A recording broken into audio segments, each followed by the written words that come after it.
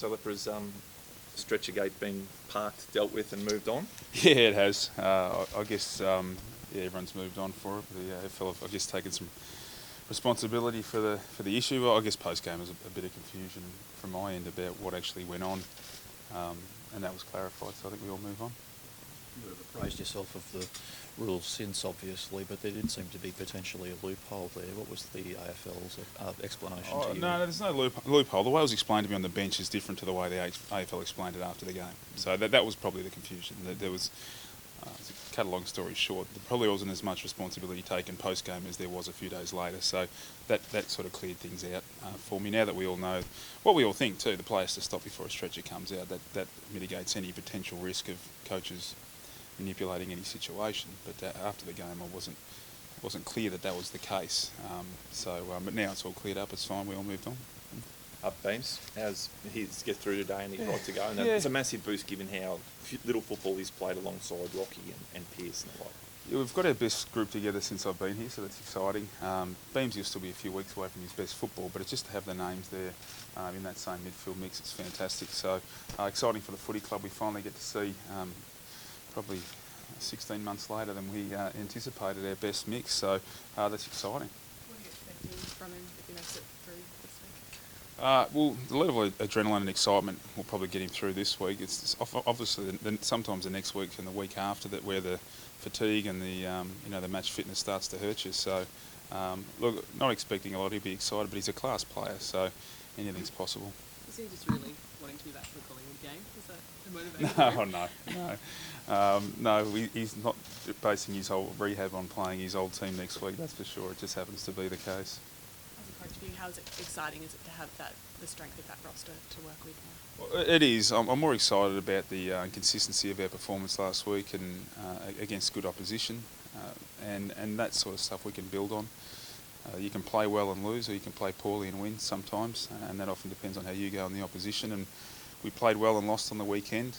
If we bring the same level of intensity and effort, I know the scoreboard will be different this week. Is it difficult getting up after a game like that sometimes? Well, you'll have to ask the players that. Sometimes after big emotional games it can have letdowns. I think the players are prepared really well this week, and we go down to Port Adelaide on a bit of a mission to try and get the job done. What has been the message this week? What has been the message? The message is about consistency. I mean, this is a marathon, not a sprint. It's an old cliche, but we can't continually just be 1 week on, 1 week off as a football club. So hopefully what we've set last week is a level of expectation on, I guess, attitude and effort. Like bounce a ball can change every week, but those two things you need to bring every week. Does it help ramming that home, Leppa, the fact that you were so poor against the Dogs after the win over the Suns, that you have a recent example of what happens if you take the foot off the pedal? Yeah, I guess so. And hopefully we learn from our experiences. If you don't improve as people, really. If we don't learn from the lessons of the past, I think the playing group have done that in just their action, but we still have to get the job done this week. Well, Shaki, you rested him up. He was a little bit flat after the Dogs. How's he tracking? He's good. It's very common to rest first-year players, sometimes second-year players as well. I didn't want to do it. When you look back and you lose by 3 points, you sometimes think could he have been the difference. But you know in the long term it's the right decision for the boy to get through the year.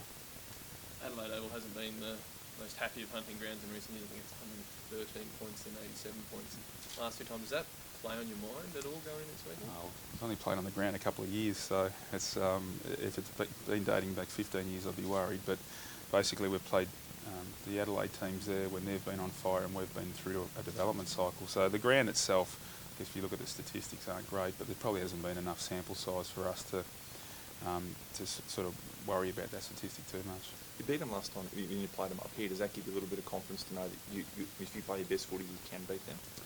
Yeah, our best footy with our best game style and consistently, we beat them last year.